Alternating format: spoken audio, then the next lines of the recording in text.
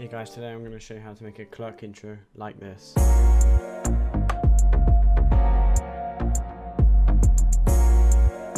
Let's try it. So to get started, I just got 3 cinematic intros.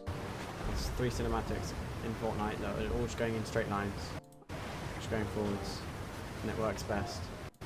Once you've got your 3 cinematics, what you want to do is you want to double tap L, and it opens up the waveform, so you can like look where the beats are. So the first beat's here. Marker, add, and adds a marker. My second one is going to be here, right there, marker, add, and the third one is just here, marker, add, and then you can double tap L again or single tap it and it will disappear.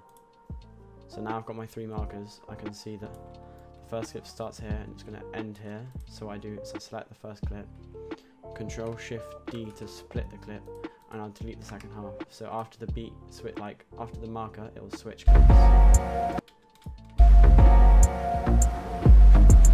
And I repeat the same thing here. So on this marker, which is the beat drop, select the second clip, Control Shift D, and delete the second half of the clip. So now it should look like this. And I'm just gonna trim these clips so that the only parts shown are the bits that are going to be visible. So now I have the 3 clips all together. And now, next step we want to do is we want to hold Control and press T, and it will open up this text thing. Click and drag, and you can type whatever you want. So I'm going to type Rock With Us, because that's the name of the song, in the intro. Then what you want to do is you want to head over to the character and set the font to Clerke. Link will be in the description. So now what I'm going to do is I'm going to go exactly where the first clip ends, which is here. Control Shift D to split it, so it's a separate text there. This is the first one, this is the second. I'm going to just do that for all of them. So I have 3 different text layers sat on top of the audio layer, of the video layers. I'm just going to make them, just going to move them around so it looks neat. Okay, so the first one's going to say Rock With Us. Second one, you select the second clip, double tap, and I'm going to change it to Guilty Highlights, number 1. And the last one's going to say Code Guilty Goat. What you want to do is you want to click on Align, click this middle one here and this middle one here, and it will align them all. And you want to individually select each of the text layers and align them up by clicking the middle one and the middle one here. So now they all are centered and it looks a lot neater. I've also chosen 250 font size. So what I want to do next is you want to go to Effects, search Drop Shadow, here Drop Shadow, and you want to click and drag them onto each of the text layers. And going on to the first text layer, if you can't find the effect controls, you click the 2 lines up here and click Effect Controls, and it will appear.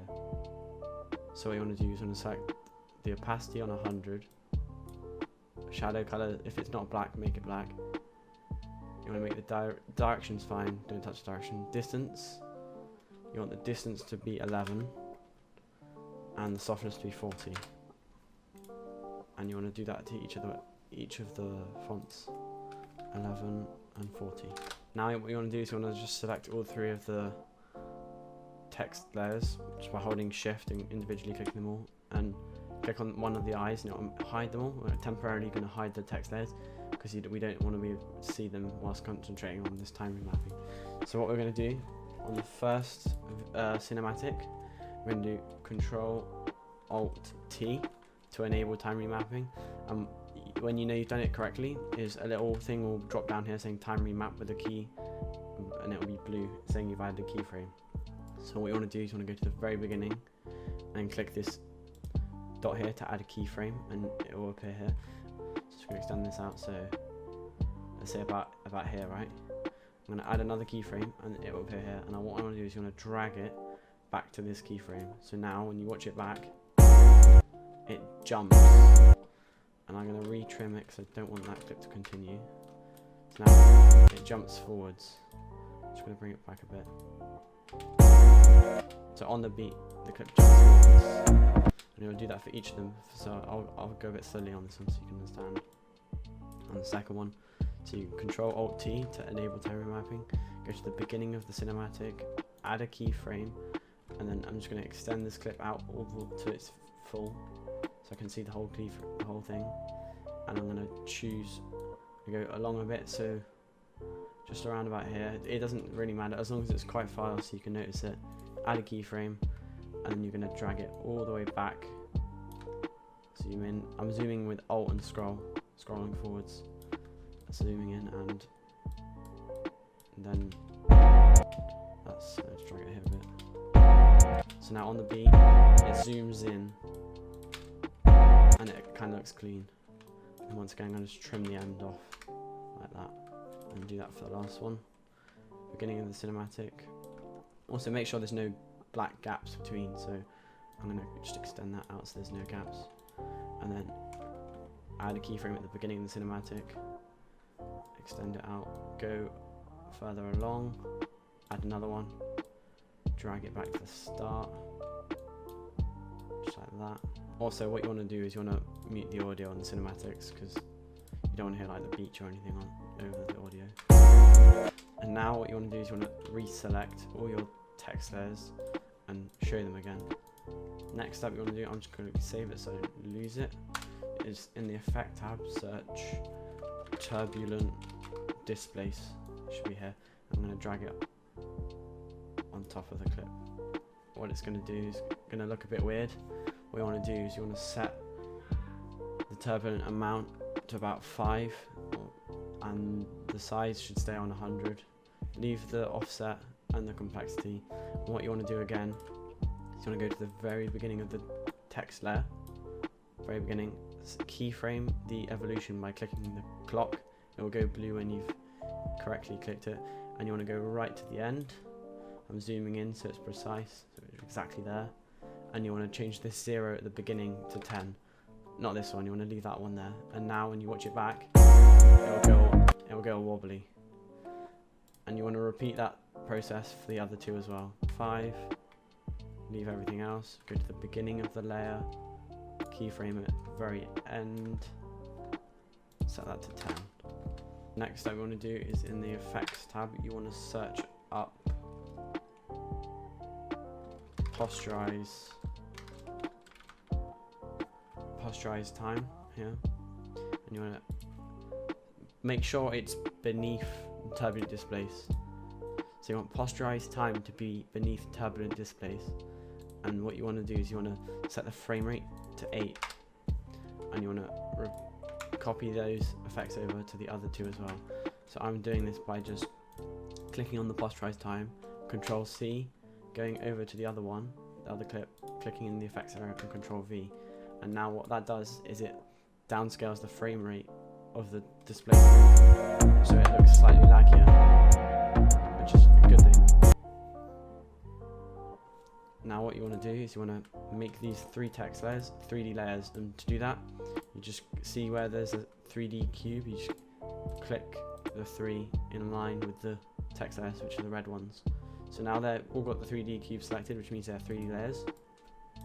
So now if I go into the transform settings, which should already be applied, all you do to find them is in the bottom left, drop down arrow, you click transform, and now you're in the transform settings. Once again, you want to go to the very beginning of the text layer, you want to keyframe the Y rotation, and you want to set it to 90, and it should make it disappear. Then what you want to do is you want to go just where I zoomed in and the clip slowed down again, just a few frames after, so about there. You want to add another keyframe and set it to 0. Now when you watch that back, it should go from not being visible to animating around to the side, and you want to do that for each clip. So onto the second clip, drop down, effects, transform. You want to go to the very beginning of the text layer, keyframe it, set it to 90, and then a few frames after, just about there, set it to 0.